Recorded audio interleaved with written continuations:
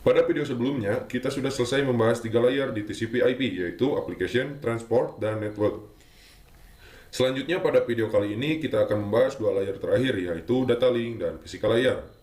Physical Layer itu mendefinisikan cabling pada suatu jaringan komputer. Jadi contohnya di sini kalau misal kita punya PC 1, kemudian kita juga punya PC 2. Nah, physical layer itu mendefinisikan secara fisik apa yang digunakan untuk menghubungkan antar dua komputer ini. Dalam hal ini biasanya kita menggunakan kabel UTP, seperti yang sudah saya jelaskan pada video sebelumnya.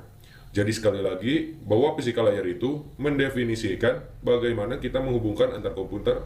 Jadi yang terlihat secara nyata yang bisa disentuh itu adalah physical layer. Nah, sebenarnya pada physical layer itu tidak hanya tentang cabling ya. Seperti yang sudah kita pelajari bahwa untuk menghubungkan antar dua komputer atau lebih dalam jaringan komputer, itu kita bisa menggunakan wired atau menggunakan kabel, bisa juga menggunakan wireless atau tanpa kabel. Jadi wireless itu juga termasuk di physical layer.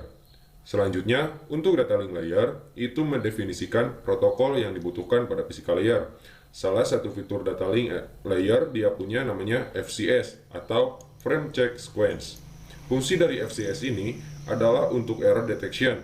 Jadi di data link nanti dia bisa mendeteksi kalau misal ada error. Tapi ini berbeda dengan error recovery mechanism yang disediakan oleh TCP, yang sudah kita bahas pada video sebelumnya. Jadi kalau TCP itu ada error recovery mechanism, artinya kalau misal ada error dia akan merecovery, dia akan mengirimkan ulang.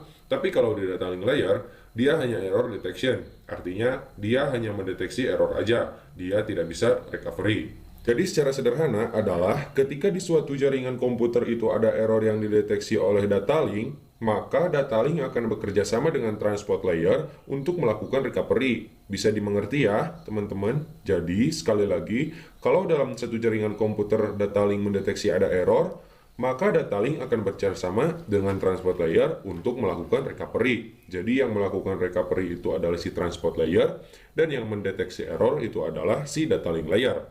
Jadi kurang lebih seperti itu. Oke, jadi kita tadi belajar apa itu physical dan data link layer.